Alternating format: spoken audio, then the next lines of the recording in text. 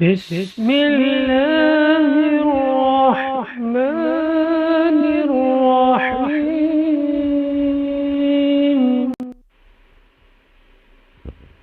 حضرت عمر رضی اللہ عنہ سے روایت ہے کہ نبی کریم صلی اللہ علیہ وسلم نے ارشاد فرمایا،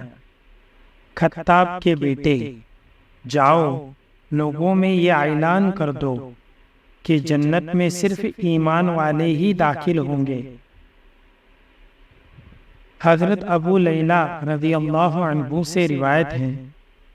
کہ نبی کریم صلی اللہ علیہ وسلم نے ابو سفیان سے ارشاد فرمایا، ابو سفیان، تمہاری حالت پر افسوس ہے، میں تو تمہارے پاس دنیا و آخرت کی بھلائی لے کر آیا ہوں،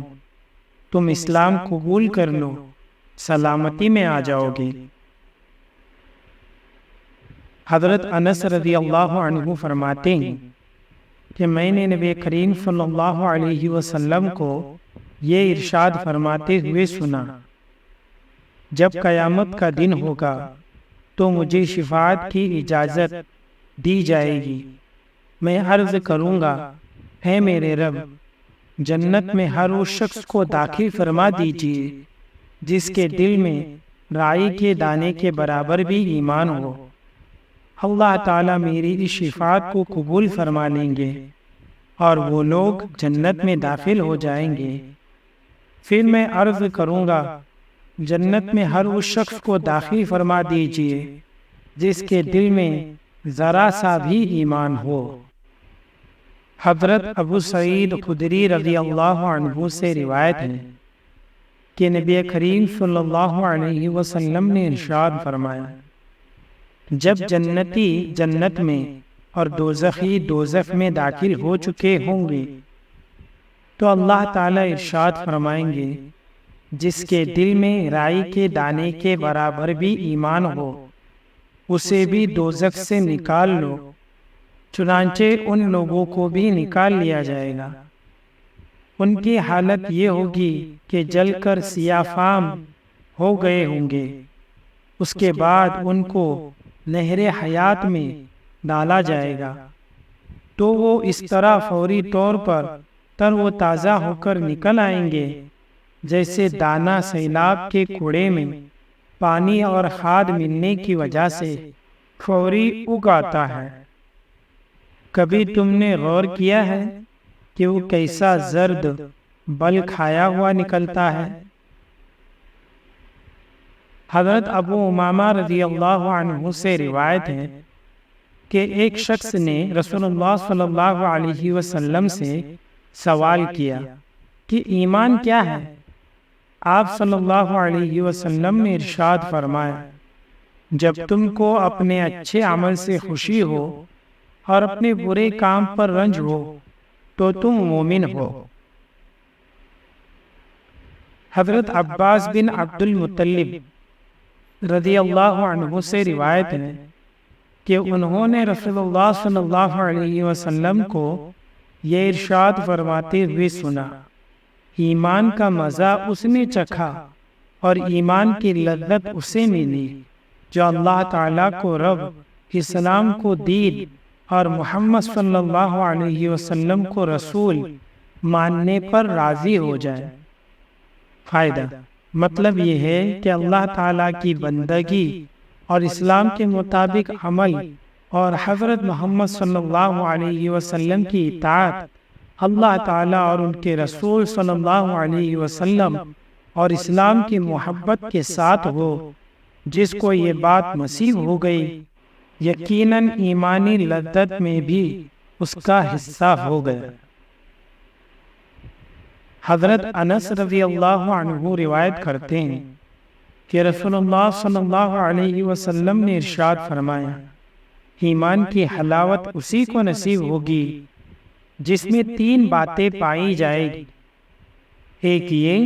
کہ اللہ تعالیٰ اور ان کے رسول صلی اللہ علیہ وسلم کی محبت اس کے دل میں سب سے زیادہ ہو، دوسرے یہ کہ جس شخص سے بھی محبت ہو صرف اللہ تعالیٰ ہی کے لیے ہو، تیسرے یہ کہ ایمان کے بعد کفر کی طرف پلٹنے سے اس کو اتنی نفرت اور ایسی اذیت ہو جیسی کہ آگ میں ڈالے جانے سے ہوتی ہے۔ حضرت ابو امامہ رضی اللہ عنہ سے روایت ہے کہ رسول اللہ صلی اللہ علیہ وسلم نے ارشاد فرمایا، جس شخص نے اللہ تعالیٰ ہی کے لیے کسی سے محبت کی اور اسی کے لیے دشمنی کی، اور جس کو دیا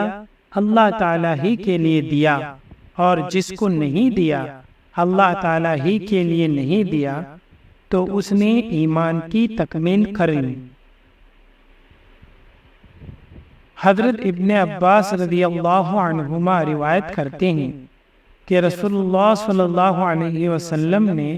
ابو ذر رضی اللہ عنہ سے ارشاد فرمایا، بتلاؤ ایمان کی کون سی کڑی زیادہ مضبوط ہے؟ حضرت ابو ذر رضی اللہ عنہ نے عرض کیا، اللہ تعالیٰ اور اس کے رسول کو زیادہ علم ہے، لہذا آپ صلی اللہ علیہ وسلم ہی ارشاد فرمائیں۔ آپ صلی اللہ علیہ وسلم نے ارشاد فرمایا، اللہ تعالیٰ ہی کے لیے باہمی تعلق و تعاون ہو، اور اللہ تعالیٰ ہی کے لیے کسی سے محبت ہو، اور اللہ تعالیٰ ہی کے لیے کسی سے بغض و عداوت ہو۔ فائدہ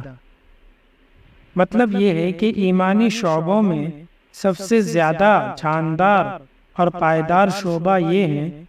کہ بندے کا دنیا میں جس کے ساتھ جو برتاؤ ہو، خواہ تعلق کا ہو یا ترک تعلق کا، محبت ہو یا عداوت، وہ اپنے نفس کے تقاضے سے نہ ہو بلکہ صرف اللہ تعالیٰ کے لیے اور انہی کے حکم کے ماتحت ہو۔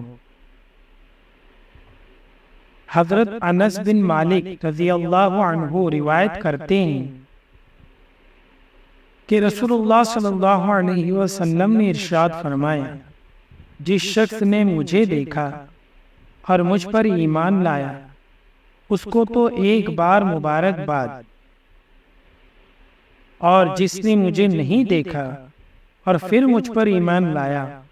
اس کو 7 بار مبارکباد۔ حضرت عبد الرحمن بن یزید رحمت اللہ علیہ فرماتے ہیں کہ حضرت عبداللہ رضی اللہ عنہ کے سامنے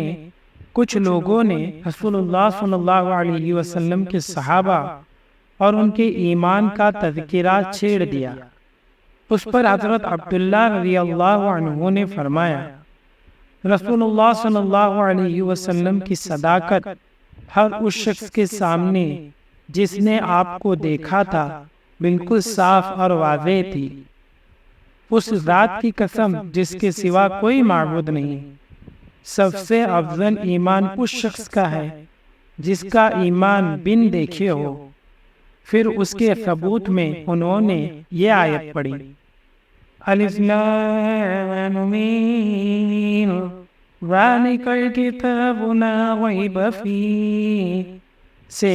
یؤمنون بالغیب تک۔ ترجمہ، الف لام میم یہ کتاب ہے، اس میں کوئی شک و شبہ نہیں، متقیوں کے لیے ہدایت ہے جو غیب پر ایمان رکھتے ہیں۔ حضرت انس بن مالک رضی اللہ عنہ بیان کرتے ہیں کہ رسول اللہ صلی اللہ علیہ وسلم نے ارشاد فرمایا، مجھے تمنا ہے کہ میں اپنے بھائیوں سے ملتا۔ صحابہ رضی اللہ عنہم نے عرض کیا،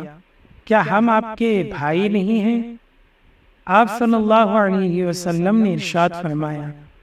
تم تو میرے صحابہ ہو، اور میرے بھائی وہ لوگ ہیں جو مجھے دیکھے بغیر مجھ پر ایمان لائیں گے۔ حضرت ابو عبد الرحمن جہنی رضی اللہ عنہ روایت کرتے ہیں کہ ہم رسول اللہ صلی اللہ علیہ وسلم کے پاس بیٹھے تھے کہ 2 سوار سامنے سے آتے نظر آئے۔ جب آپ صلی اللہ علیہ وسلم نے انہیں دیکھا تو فرمایا، یہ دونوں قبیلے کندہ اور قبیلہ مدفج کے لوگ معلوم ہوتے ہیں، یہاں تک کہ جب وہ رسول اللہ صلی اللہ علیہ وسلم کی خدمت میں پہنچے تو وہ قبیلہ مدحج کے لوگ تھے۔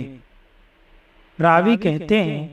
کہ ان میں ایک شخص بیعت کے لیے آپ صلی اللہ علیہ وسلم کے قریب آئے۔ جب انہوں نے آپ کا دست مبارک ہاتھ میں لیا تو عرض کیا، یا رسول اللہ صلی اللہ علیہ وسلم، جس نے آپ کی زیارت کی، آپ پر ایمان لایا اور آپ کی تصدیق کی اور آپ کا اتباع بھی کیا، فرمائیے اس کو کیا ملے گا؟ آپ صلی اللہ علیہ وسلم نے ارشاد فرمایا، اس کو مبارکباد ہو۔ یہ سن کر برکت لینے کے لیے انہوں نے آپ کے دست مبارک پر ہاتھ پھیرا اور بیعت کر کے چلے گئے۔ پھر دوسرے شخص آگے بڑھے، انہوں نے بھی بیعت کے لیے آپ کا دست مبارک اپنے ہاتھ میں لیا اور عرض کیا، یا رسول اللہ صلی اللہ علیہ وسلم، جو آپ کو دیکھے بغیر ایمان لائے، آپ کی تصدیق کرے اور آپ کا اتباع کرے، فرمائیے اس کو کیا ملے گا؟ آپ صلی اللہ علیہ وسلم نے ارشاد فرمایا، اس کو مبارک ہو، مبارک ہو، مبارک ہو۔ انہوں نے بھی